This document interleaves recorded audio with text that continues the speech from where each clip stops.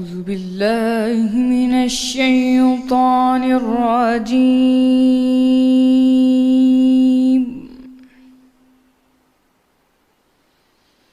بسم الله الرحمن الرحيم. اور اگر تم عورتوں کو ان کے پاس جانے یا ان کا مہر مقرر کرنے سے پہلے طلاق دے دو تو تم پر کچھ گناہ نہیں، ہاں ان کو دستور کے مطابق کچھ خرچ ضرور دو، یعنی مقدور والا اپنے مقدور کے مطابق دے اور تنگ دست اپنی حیثیت کے مطابق۔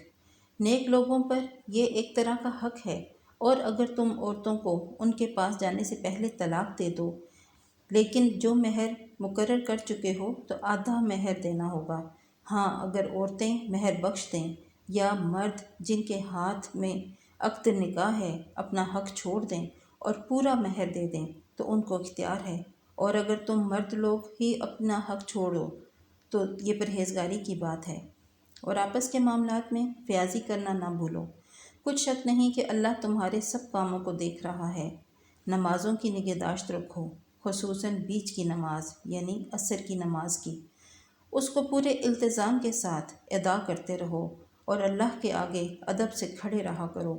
اگر تم خوف کی حالت میں ہو تو پیادے یا سوار جس حالت میں ہو نماز پڑھ لو، پھر جب امن و اطمینان ہو جائے تو جس طریق سے اللہ نے تم کو سکھایا ہے جو تم پہلے نہیں جانتے تھے اللہ کو یاد کرو۔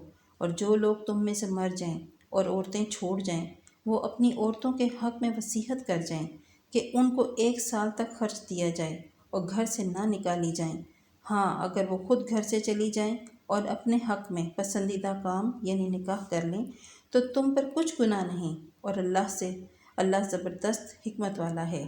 اور مطلقہ عورتوں کو بھی دستور کے مطابق نان نفقہ دینا چاہیے۔